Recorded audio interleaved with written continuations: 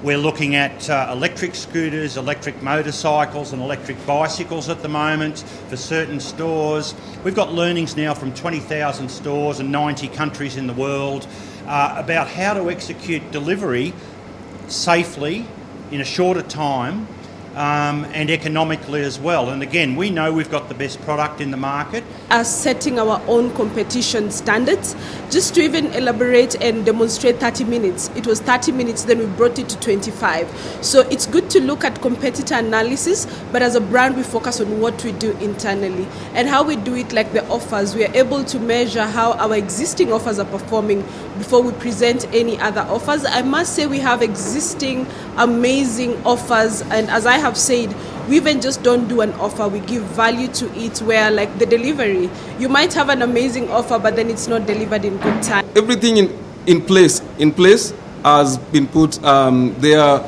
are measures and procedures in place in the store, at the production, on the road.